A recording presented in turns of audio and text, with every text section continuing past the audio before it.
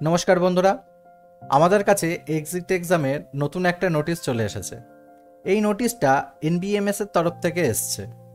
এনবিএমএস মানে হলো national board of examinations in medical sciences, যারা 2024-এর এক্সিট এক্সাম কন্ডাক্ট করবে এবং কোশ্চেন পেপার কিন্তু এরাই সেট আপ করবে। নোটিশটা একটু ভালো করে দেখো, এখানে বলেছে অক্টোবর মাসের 3, 4 এবং 5 তারিখে যেই এক্সিট এক্সাম পরীক্ষাটা হতো সেটা কিন্তু আর হবে না। ওরা আবার নতুন একটা এক্সামের ডেট দেবে। আমার মতে পরীক্ষা কিন্তু পুজোর পরেই হবে।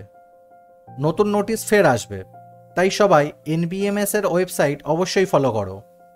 আর ফলো না করে থাকলে টেনশন নেবে না, আমি তো আছি তোমাদের হেল্প করার জন্য।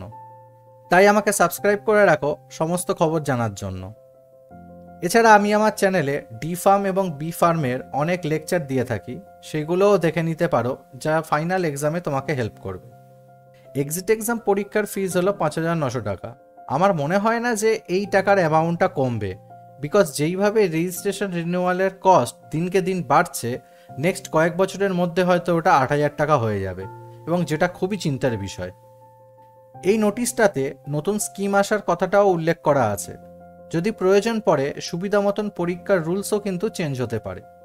আর তোমরা যদি পরীক্ষার রুলস এখনও অবধি জেনে না থাকো, স্ক্রিনের উপরে ডান দিকে আসা লিঙ্কে ক্লিক করে পরীক্ষার সমস্ত রুলসগুলো জেনে নাও।